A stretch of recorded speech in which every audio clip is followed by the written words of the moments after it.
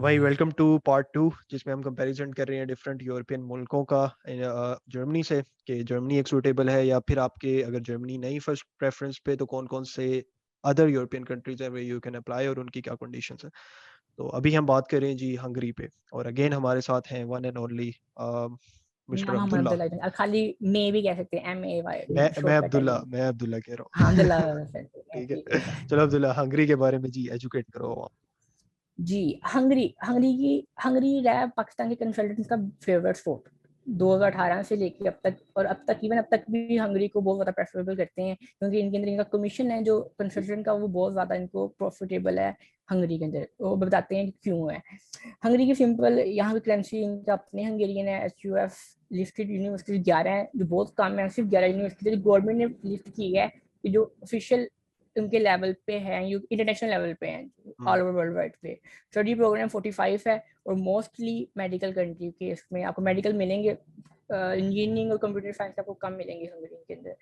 और medical English में होती है रैंक उनकी अपनी जुबान में होती है। English English English English English में। यहाँ ठीक पे इंग्लिश में मिलेगी आपको। ठीक है। और रैंक यूनिवर्सिटी 9 है, जस्ट जो इंटरनेशनल रैंकिंग के अंदर आती है टॉप 1000 या 500 के अंदर। कंट्री 11 to 20 है और पॉपुलेशन इसकी 9 लाख है और 550 मुस्लिम मुसलमान मुस्लिम बहुत कम है। लेकिन एक अच्छी बात ये है हंगरी वह स्टेट है जिसमें नो रेसिज्म और नो इस्लामोफोबिक है। मीन्स कि आपको बहुत कम मिलेगी ये चीज़ और इसमें केसेस रिपोर्ट भी नहीं हुए। और एक सेकंड बात ये, टर्की इवन मुसलमानों की बहुत कम पॉपुलेशन है यहाँ पे, लेकिन फिर भी आपको बहुत सारे इजीली एक्सेसिबल हलाल फूड मिल जाएगा क्योंकि टर्की जो बहुत ज्यादा है हर हंगरी में। मतलब जो टर्की पीपल है जो मूव हुए थे 2016 जब सीरिया रेफ्यूजी हुए थे साथ, तो उसके लिए टर्की के पर्सन भी यहाँ बहुत ज्यादा आए हुए हैं। टर्की के नेशनल लैंग्वेज हंगेरियन है इनकी। इंटरनेशनल स्टूडेंट 38,000 कर रहा है होस्ट। अकोमोडेशन यहाँ की ये है कि इसमें अकोमोडेशन सस्ती है, फूड सस्ता है, ट्रैवल सस्ती है कि जब आपको 120 यूरो से मिल जाएगा आपको हॉस्टल अपार्टमेंट। मतलब हॉस्टल की डोमेंट्री से मिलकर 300 तक आपको अपना पर्सनल अपार्टमेंट मिल जाएगा विद है। Including everything. फूड में आपको वो भी 100 एवरेज है जो बाकी कंट्रीज में है, वो इजी है। ट्रैवल भी बिल्कुल चीप है। मतलब मंथली एक्सपेंस 350 से 450 तक एक अच्छा गुजरता है स्टूडेंट का, बैचलर हो चीप या मास्टर हो। चीप कंट्री है इन चीप है, comparison to cheap Austria country या है। जर्मनी काफी इट्स ऑस्ट्रिया कंपैरेटिवली हाँ क्वाइट चीप। चीप, हाँ। लेकिन कंट्री चीप है तो फिर वेजेस भी चीप ही है, 3 यूरो to 6 यूरो। लेकिन जो मैंने पर्सनल दोस्तों से बात की थी तो वो एक तो कहता था 2.5 मिलती है और एक ने कहा था 3.5 मिलती है बस। ओ भाई। वो भी 4 वाला भी देखा हाँ। मैंने। इसमें ना पर इसमें एक थोड़ी सी इंटरेस्टिंग इंफॉर्मेशन के काफी हंगरी से लोग आते हैं जर्मनी वाली साइड पे काम करने क्योंकि काम करने जिस तरह वीकेंड्स पे, हाँ। यही मैंने आपको बताना हाँ है। जिस तरह अभी डिस्कस हो रहा है ना वेकेशन कि में 3 to 6 एवरेज है और कुछ लोगों को 2.5 भी मिलती है विच इज लाइक नथिंग। तो नथिंग पर और क्या। हाँ आप वही काम अगर जर्मनी में जाके करते हो तो भाई आप अच्छे खासे पैसे छाप लेते हो इसीलिए काफी लोग ना विद इन यूरोप भी जर्मनी या ऑस्ट्रिया जर्मनी मैं कहूँगा one of the most preferred country बाकी जो इस टाइप के यूरोपियन कंट्रीज उनके लिए। लेकिन हाँ बात वही है कि यहाँ पे अगर आपका बजट इतना हाई नहीं है इन कंपैरिजन टू जर्मनी या ऑस्ट्रिया तो this is not a bad option अगर आपको इंटरनेशनल अब्रॉड का एक्सपीरियंस चाहिए तो। ठीक है। चाहिए तो। और 20 और अलाउ है वीकली, और 24 मतलब 20 से 24 है। मतलब कुछ स्टेट्स में, मतलब कुछ सिटीज के अंदर 20 ठीक है। घंटे अलाउ है, कुछ में 24 है। मंथली इनकम इसकी 300 यूरो से 550 तक है, जो मैक्सिमम 550 बैचलर का स्टूडेंट पार्ट टाइम में कर सकते हैं। जो मैंने आपको यहाँ चार्ट दिया हुआ है ना, ये जो आपके पास चार्ट नजर आ रहा है वेजिस का, ये वेजिस है फुल फुल वर्क, मतलब नॉट अ पार्ट टाइम, मतलब 40 आवर पर वीक के हिसाब से। मीन अब यहाँ पे देखेंगे हम हंगरी का जो यूरोपियन यूनियन ने खुद बताया कि जो इवन उनके खुद सिटीजन हैं जो बिल्कुल अनस्किल्ड सिटीजन है वो भी almost 500 euro per month earn करते हैं, वो भी फुल टाइम में। ठीक है। ये हंगरी में ये है मिनिमम वेज, जो मिनिमम वेज है 2020 की। मेरे पास मंथ वाली वेजेस भी है जो मंथ के साथ इंक्लूड हुई है, और लास्ट 10 ईयर्स में भी है कि लास्ट 10 ईयर्स में कहाँ से कहाँ तक गई है, वो भी लिंक में दी हुई है।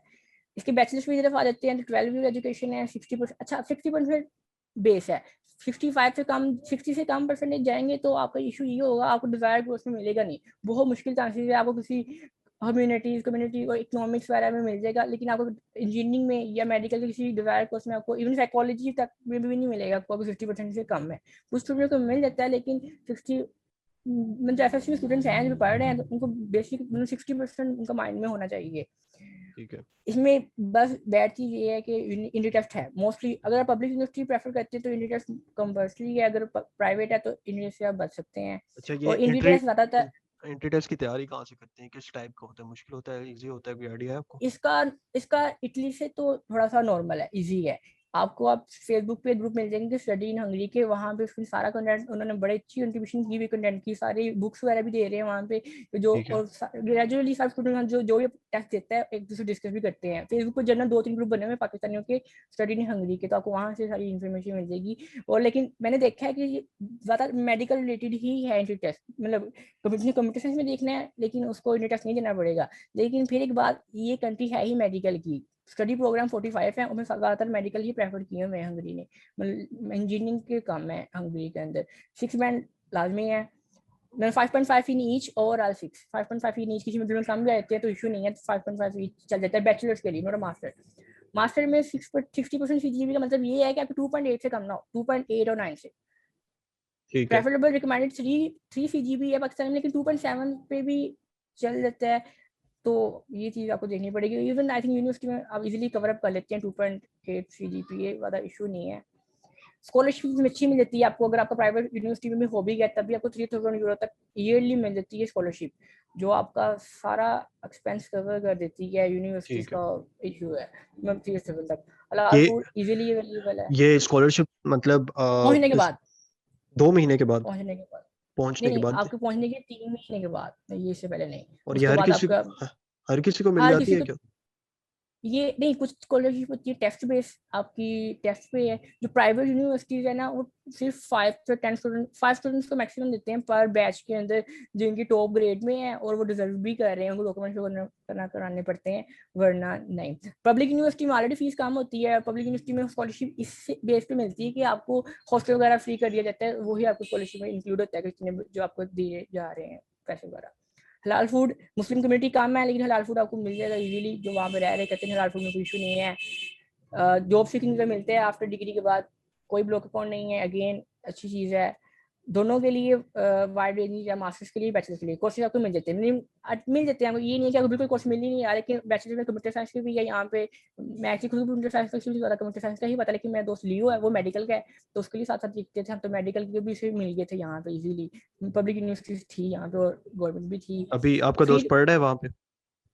नहीं, लियो मेरे साथ ही है, उसने भी नाला से करवाया हुआ है काम, तो उसका एडमिशन आ गया इटली में, उसका तो ठीक हो है। रहा है प्रोसीजर, मेरा मेरा भी आना है। चलो ठीक है। और लिमिटेड सीट्स अवेलेबल है, अगर आपने जाना है पब्लिक यूनिवर्सिटी में आपको इंडी टेस्ट कंपल्सरी है मैक्सिमम, और लिमिटेड सीट्स है 10 सीट्स 15 सीट्स बस। और इसमें हाँ। इंडियन भी है, नेपालियंस भी है, बांग्लादेशी भी है, पाकिस्तानी भी है, पूरा एशियन रीजन, इवन फिलिपीन वगैरह पे कुछ अफ्रीकन स्टूडेंट भी अप्लाई होते हैं इसी 15 सीट्स के ऊपर, जो नॉन इंग्लिश सिटीजन है। 15 से 20 सीट्स होती हैं पर डिपार्टमेंट में, पर यूनिवर्सिटी के, इससे ज्यादा तो नहीं होती है, 15 कितना इजी है पब्लिक मेडिकल में यूनिवर्सिटीज थोड़ा में इशू लेना? है, मेडिकल में इशू इसलिए क्योंकि लोग बहुत अवेयर करते हैं, लेकिन गवर्नमेंट जो जो फील्ड जो इंजीनियरिंग फील्ड है उसमें इजी है, उसमें मेडिकल स्टूडेंट भी अक्सर ले लेते हैं फील्ड्स, क्योंकि दो हर यूनिवर्सिटी का अपने टेस्ट है, कुछ ऑनलाइन भी ले रही है, कुछ लाहौर में आई थिंक लाहौर में था इनका, जहाँ पे जाके टेस्ट दे रहे थे बच्चे। मैंने उनसे पूछा नहीं था इतना ज़्यादा कहाँ पे, क्योंकि मैं इंटरेस्टेड ही नहीं था इसके अंदर, तो लेकिन टेस्ट पाकिस्तान के अंदर भी होते हैं इसके बाय लोग फिजिकली, जो इसकी इंडिया टेस्ट होती है। वीजा वीजा के लिए हंगरी की एम्बेसी है पाकिस्तान में ऑपरेट कर रही? जी, वैसे वो आगे पॉइंट आएगा, ऑपरेट कर रही है। जो यूनिवर्सिटी है ना प्राइवेट, प्राइवेट यूनिवर्सिटी की 3000 से आपको मिल जाती है, मतलब ज्यादा नहीं है। हालांकि फिर भी कौन ये है कि जो मास्टर की डिग्री है ना प्राइवेट यूनिवर्सिटी में, वो 5000 यूरो से कम नहीं है, 5000 8000 बहुत ज्यादा है मास्टर्स के लिए, 2 साल की डिग्री है। लेकिन बैचलर्स के लिए 3000 से स्टार्ट है, 2700 यूरो से 3000 तक मिल जाती है आपको हंगरी में। ये आपने वर्क इसमें ब्लॉक करवाना होता है अमाउंट, या बस पे करनी होती है? नहीं नहीं नहीं, जस्ट हाँ। पे करनी होती है, यूनिवर्सिटी ट्यूशन फी होती है, पे करनी होती है वीजा एम्बेसी रिक्वायरमेंट से पहले पहले। ठीक। पर वो वो कंफर्म पर ईयर की 3000 पर ईयर की है। हाँ, ठीक कर है, वो देते हैं। कंफर्म करना तो होता है आपने? हाँ, लेटर आपको आता है कि आपकी फी पेड हो गई है, वो आपको पाकिस्तान लेटर सा लगाते हैं वैसे के। ठीक है। वर्क परमिट नॉट, बुरी चीज ये है हंगरी में कि जो स्टूडेंट है ना उनको 6 से 9 मंथ लग जाते हैं वर्क परमिट लेते लेते कि जॉब के लिए, वरना तब तक वर्क परमिट नहीं मिलेगा, तब तक जॉब नहीं अलाउ, तब तक घर से एक स्टूडेंट के साथ यूँ हमारा यूट्यूब पे बात हुई, यूट्यूबर ही है, तो वो फर्स्ट टाइम गया था हंगरी, तो उससे कंसल्टेंट ने कहा था काम वगैरह लो ये जाए, तो उसे पूरा साल हो गया था, अभी तक उसका वर्क परमिट नहीं मिला था, वो घर से पैसे मंगवा के अफोर्ड कर रहा था, उसका लिविंग तो कहता था मेरा तो 5000 यूरो अब तक लग चुका है सिर्फ लिविंग पे 1 ईयर का, बहुत ज्यादा। तो ये है कि इसमें वर्क परमिट का थोड़ा सा इशू है, 6 माह तक लग जाते हैं, अच्छी आपके पास 1 साल का रिजर्व हो अगर आप सोच रहे हैं तो। इंडिया टेस्ट थोड़ा सा हाई कम्पिटिटिव होता है मेडिकल के लिए, एमएससी स्टूडेंट, मास्टर स्टूडेंट के लिए इसलिए क्या है कि 30% फंड चाहिए पेरेंट्स का, क्योंकि मास्टर की डिग्रीज महंगी है, जो यहाँ पढ़ रहे हैं उनकी फीस ज़्यादा है, जो प्राइवेट पढ़ रहे हैं मास्टर्स के स्टूडेंट्स ना, तो 30% फंड उनको पाकिस्तान से चाहिए पेरेंट्स की तरफ से, तो इन खुद एवरेज, वहाँ काम करके। हाँ इन एवरेज मेरा हाँ ख्याल खुद है कितना आ जाएगा फीस मिला के?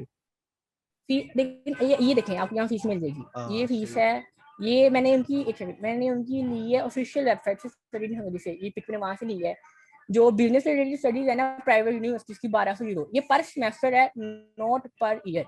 एक सेकंड, ये डायलॉग नीचे होता है ना, आपको नजर आ जाएगा, ये देखें आप यहाँ पे देखिए बिल्कुल छोटे पर सेमेस्टर लिखा हुआ है, इंटरनेशनल रिलेशन के नीचे लिखे हुआ पर सेमेस्टर है ये, नॉट पर ईयर।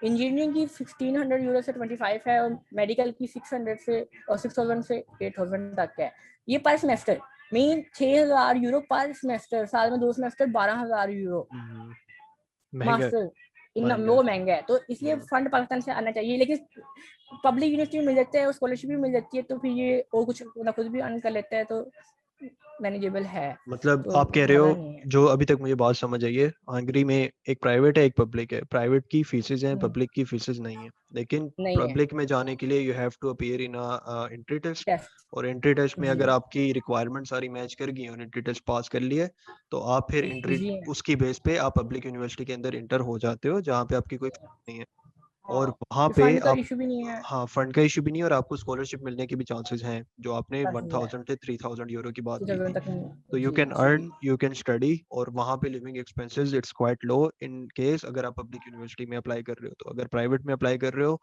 तो आई वुड से अच्छे कि खासे। हाँ, फिर आई वुड से कि यार अगर तो आपका जीपीए वगैरह कम है काफी, और आपको लग रहा है कि हमारा जर्मनी या इन मुल्कों हंगरी की में नहीं अच्छी बात होता, ये है कि वीजा मिल जाएगा आपको, हाँ वीजा वीजा मिल मिल जाता है, जाएगा मतलब अगर, यहाँ पे हाँ ये मैं कहूँगा जिन्हें कंस, यूरोप जी यूरोप जी का क्रेज है ना, कि भाई हमने यूरोप जाके पढ़ना पढ़ना है, और जर्मनी या ऑस्ट्रिया या फ्रांस वगैरह में नहीं हो पा रहा उनका, देन आई वुड से कि अपनी अगर तो यूरोप जाना ही जाना है, तो प्राइवेट में आप पैसे दे के हंगरी में। वहां पे जा सकते हो, लाइक दैट्स द फिर लीगल ये है वे कि टू गो। 1 ईयर के हाँ बाद आप शिफ्ट कर सकते हैं जर्मनी में भी, बाकी शिफ्ट कंट्री में कर ये सकते ऑप्शन है एनॉर्मस प्रोग्राम के जरिए। हो एग्जैक्टली। अच्छा ये चीज मैंने दोबारा आ गई थी इस्लामोफोबिक की, ये सिर्फ इग्नोर कर दिएगा, ये ऑस्ट्रेलिया की गलती से यहाँ पेस्ट कर दी थी मुझसे, लेकिन ये हंगरी इस्लामोफोबिक और रेसिज्म से फ्री है, कोई केस नहीं मुझे मिला, बहुत बहुत लो केस है, तो मतलब ये ठीक है, अच्छी कंट्री है, लिविंग स्टेटस के हिसाब से मतलब फ्रेंडली कंट्री है। नाइस। और एम्बेसी पाकिस्तान में है, वीजा रेशो दोनों के लिए अच्छा है, अगर हम वीजा रेशो पे इसके पे भी नजर कर लेते हैं तो आपको मिल जाएगा। रैन ने अप्लाई किया था 2310 ने अप्लाई किया था, और 1000 तकरीबन 1100 को मिला है वीजा, ये 2019 की रिपोर्ट है, ठीक तो है, मतलब 50/50 है, लेकिन जो अगेन जो स्टूडेंट रेशियो है वो अच्छा है, ये ट्रैवल रेशियो है, स्टूडेंट वीजा रेशियो अच्छा है, मीन फैसलाबाद में कंसल्टेंट इवन डन बेस भी करते हैं इटली का, हंगरी का, हंगरी का, कि ठीक है। आप हमें जस्ट एडमिशन फी पे कर दें, बाकी सारा काम हम करेंगे, जब वीजा आ जाएगा बाकी पेमेंट आप तब कर दीजिएगा।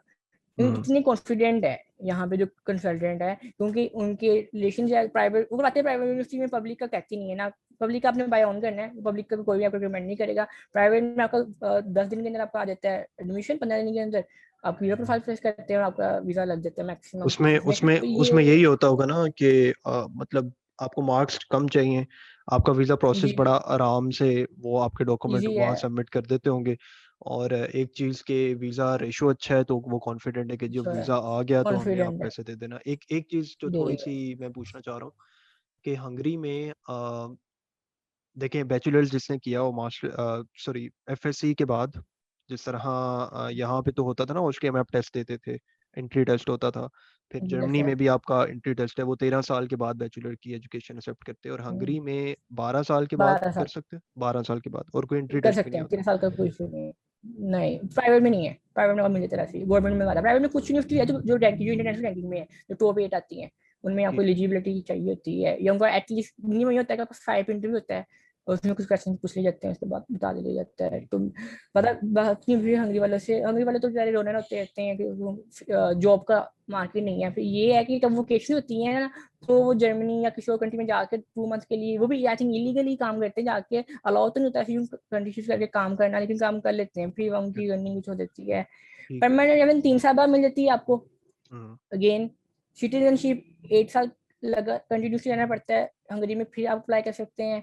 और डुअल सिटीजनशिप अलाउ है, मीन आपको पाकिस्तान के नेशनल भी देंगे एट अ टाइम और हंगरी के नेशनल भी बन जाएंगे। आपको पाकिस्तानी पासपोर्ट और पाकिस्तानी आईडी कार्ड वगैरह लॉस नहीं होता आपका, वो प्रिजर्व रहता है। ये एक अच्छा इसका पॉइंट है। इसका एक एडवांटेज जो मुझे लग रहा है ना हंगरी का जाने का, कि भाई वहाँ जाए गए हो आप, जॉब शॉप किया, 3 साल के बाद पीआर अप्लाई कर दो और उसके बाद you can go anywhere like with in Europe. आप जा सकते हो पीआर एक यूरोपियन कंट्री का, तो आप वहाँ जर्मनी में भी अप्लाई सारे कर सकते इजीली हो। काम भी कर सकते हैं जी। बट इन अ तो ये लॉन्ग रन, अगर आप देखो तो it's not a bad option. It was quite informative also for me as well. और ये हमारा पार्ट 2 था हंगरी पे, और इसके बाद हम बात करेंगे नॉर्वे की, right Abdullah? Yes yes. Awesome, awesome. तो मिलते हैं फिर आपको नेक्स्ट पार्ट 3 पॉडकास्ट में अब्दुल्ला के साथ। Stay tuned. अल्लाह हाफिज।